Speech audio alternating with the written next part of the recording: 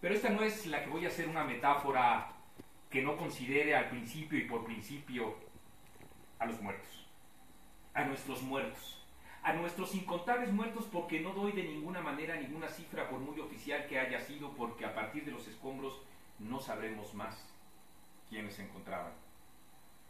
Ellos, a nosotros, nos volvieron a hacernos mirar a nosotros mismos. Y como en ese entonces, ahora en este instante, lo que en la revista Etcétera tenemos no son recursos, sino palabras. Palabras que desde entonces intentaron fundirse con ustedes, retratar el drama que implicaba también, por supuesto, la falta de solidez en las normas que exigían, por ejemplo, para la Ciudad de México, construcciones que fueran más seguras. Pero allá en Chiapas, en las zonas alejadas, allá donde hay miles de escuelas, así como se oye, que son chozas y que no representan otra cosa más que la expresión de la propia pobreza, se encontraban devastadas, se encuentran devastadas. En Oaxaca también. De tal suerte que las réplicas de este sismo volvieron a dejar una llaga, una grieta entre las personas que menos tienen.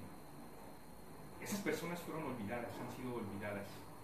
No solo por la propia cobertura magnánima y espectacular de los medios de comunicación, sino por las autoridades locales y federales. El sismo entonces no solo mostró lo mejor de nosotros mismos, sino lo peor de las miserias humanas. Desde la propia corrupción rampante y la propia impunidad de los tres niveles del poder, de todos los partidos políticos y de todas las ideologías, hasta la rapacidad de quienes aprovecharon, ciudadanos comunes y corrientes, de la propia desesperanza y de la tragedia. Aquellos que fueron a cobrar dinero sin siquiera haber sido damnificados. Muchos de ellos que critican la propia corrupción de este poder público. El sismo entonces también fue un retrato nuestro, de crisol, de contrastes, de matices, donde se expresa lo mejor de la razón humana, la esperanza entonces, cuando esta razón humana se vuelca a mirar al otro.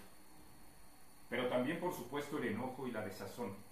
Estas réplicas de las que he hablado, que poco a poco se van extendiendo, se siguen mostrando y al mismo tiempo, paradójicamente, ya no son un llamado para los medios de comunicación, o cada vez menos. Y esta es una paradoja.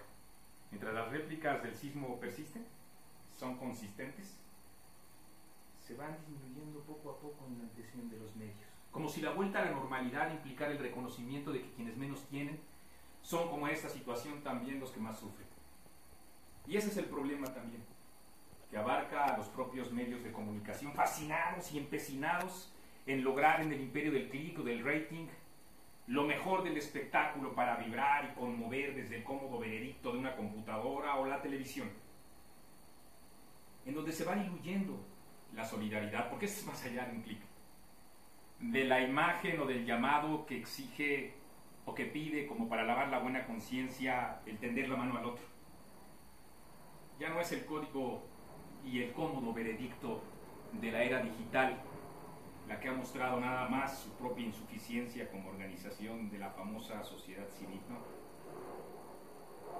Ahí, como para el periodismo, para los ciudadanos comunes y corrientes está el llamado, en la calle, en narrar historias, en reflejarlas, en mostrarlas, en exigir, en demandar, independientemente del poder que sea y el poder político que represente el partido que sea, la eficacia, la respuesta clara, porque muchos de estos muertos a los que hoy tenemos que honrar se deben también a esa ineficacia.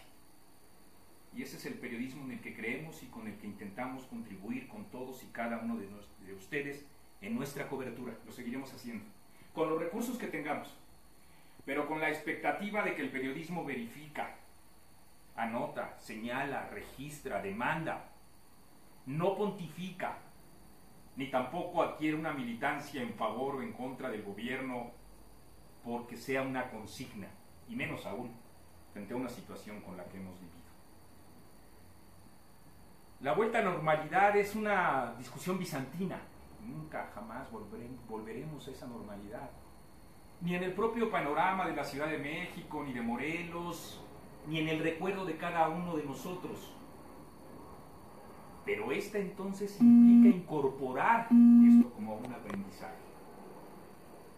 Desde los medios de comunicación, desde el poder político, desde no usufructuar ni posar en función del sufrimiento ajeno, sino fundirnos con el mismo, y cada uno de nosotros labrar nuestra propia autocrítica, el propio reconocimiento.